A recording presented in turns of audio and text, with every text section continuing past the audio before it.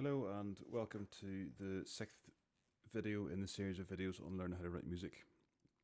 In the previous video we looked at using the full octave for writing a 2-bar melody, and we also continued to look at using a combination of stepwise movement and larger intervals, although the largest interval we used was a third. So I'm just going to start, I suppose, this video by a bit of a recap and recording a simple 2-bar melody, but this time using an interval of a fourth at the start. And again, I come into this with the approach of making sure I use stepwise movement.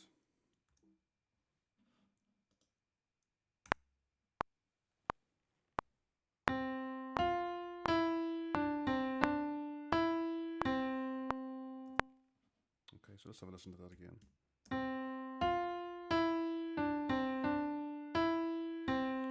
So slightly larger interval at the start. You've also got the interval of a third at the end, but still plenty of use of stepwise movement. Again, now using a fifth at the start.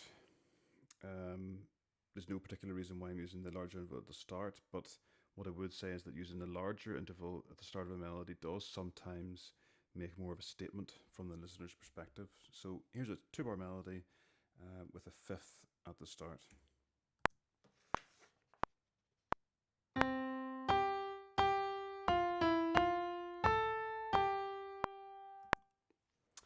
Again, using the interval of a third and the interval of a fifth at the start. Let's have a listen.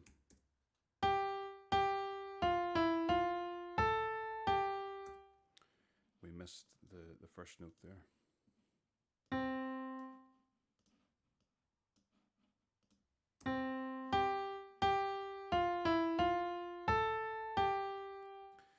You'll notice I used the same rhythm as the first melody in that second one, and I also included the interval of a third as mentioned.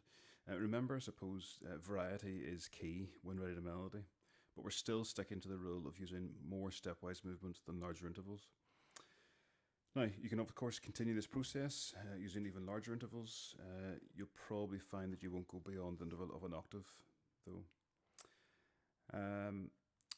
One important point about using larger intervals is that their use can sometimes dictate the shape of the melody. And what I mean by this is that you're not going to use a number of large intervals in quick succession, just large intervals. That will be difficult to sing and or play and of course listen to. When a larger interval is used, stepwise movement will often follow this. So if you look at the first two melodies there, we have the interval of a fourth immediately followed by stepwise movement. Okay. In the second melody, you had the interval of a fifth, immediately followed by stepwise movement. That's not always going to happen, but it can be the pattern. Another example of this is, well, if you listen to this melody, for example.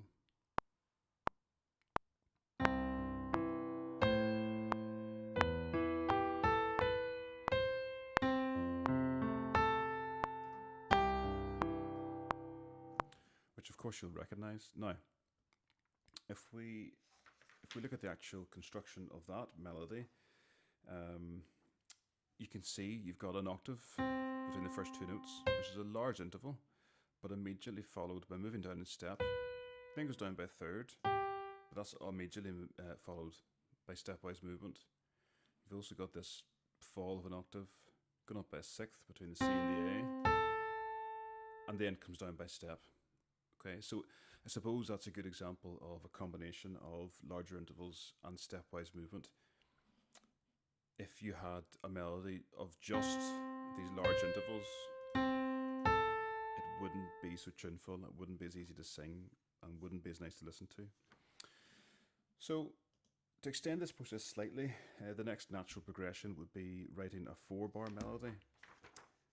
And this is where we start to think about phrasing. However, I'll do a separate video on phrasing specifically. When you write a 4-bar melody in comparison to 2, which we've done so far, you have to consider the horizontal line of the melody more than you do in the 2-bar melody. And that is what happens to the melody in that 4 bars, and does it work as a short melodic unit and stand on its own. It's actually slightly easier writing for 2 bars as it's so short. There's, I suppose, little room for error. And if you think about it, when you write a longer melody, which for example maybe 16 bars long, At that point, you may not be thinking in 2 bar sections, but something longer, such as 4 4 bar sections or 2 8 bar sections. So suppose we're now breaking away from thinking of something in 2 bars to something longer. Um, Up to this point, I've used 2 bars because it's a small amount of material and it's easier to work with. So what do we need to consider when writing a longer melody? Well, many of the same principles apply, but there's one element that many musicians sometimes forget about, and that is development.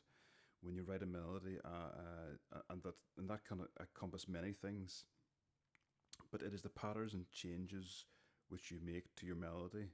Um, that's what development is in some ways. And we will initially look at this within each phrase, starting with 4 bars. One of the first things to look at in terms of developing something over 4 bars would be the use of pitch. And instead of restricting ourselves, the plan is to use the full octave over 4 bars, but to gradually extend its use over that time.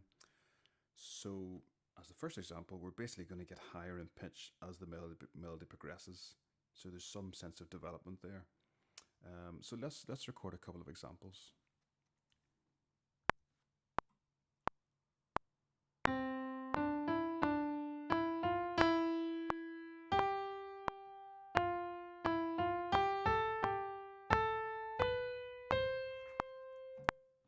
Okay, so have a look at that 4 bar melody. Let's have a listen again without the click.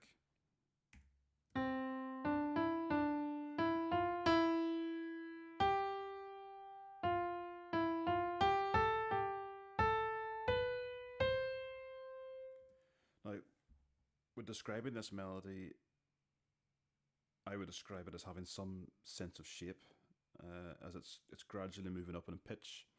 It's going from middle C up to C4, an octave above. It's using the full C major scale. We're not really focusing too much on the interval choice here. We're just thinking about now the difference between writing for a 2 bar melody and a 4 bar melody. And you can see we've got this extension from the lower C up to the higher C across the 4 bars, and there's some sense of direction going higher in pitch. And we only really have one large interval, interval a third here. It's not all going up in step. There's some downward movement. So I suppose there is some variety. Okay, and I mean, if you were going to add some harmony to that could probably work as a melody in its own right.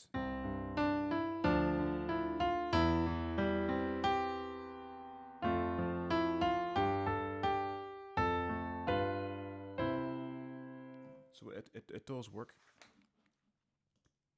But the big difference is we've got 4 bars. Okay, let's try another one.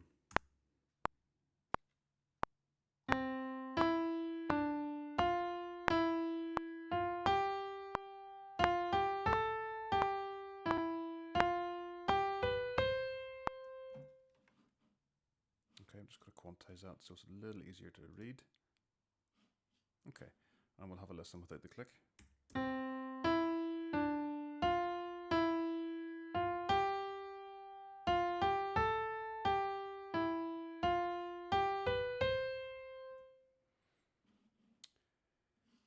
Okay, that one also has a sense of shape. If you look at it from left to right across the 4 bars, it's generally increasing in pitch, and that's what we say in musical terms. It's got a sense of direction, okay, or it's got some sense of shape. Again, it's using the full C major scale, starting from the lower C, ending on the C4. I suppose the main difference in this melody is it's considering a larger variety of intervals. Again, we've got stepwise movement. Again, we're going up and down, but I suppose more use of thirds, for example, in this melody. Okay, so just more variety. And it's about experimenting each time you play something. Let's record one more example.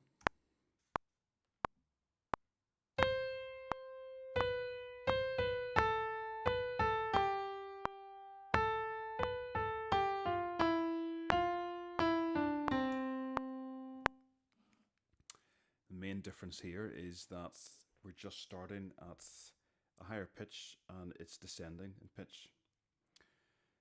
Again, the same principles apply. we're using mostly stepwise movement. In fact, that's all stepwise movement. But it's using the full scale, and we're focusing on that sense of direction and shape across 4 bars. Okay? And again, if we played that melody with some accompaniment, that could probably work.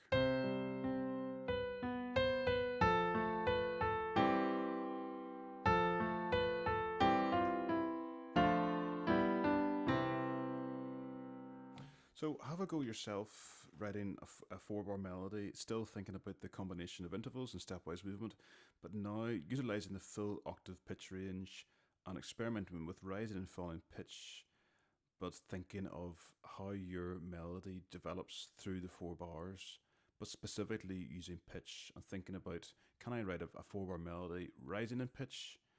And can I then write a 4 bar melody falling in pitch? And it's just the focus here in this video and this next thing that you experiment with is writing something across 4 bars as opposed to 2. And all of a sudden, when you use 4 bars, you have to think about your horizontal movement and what you're doing within those 4 bars. Thank you.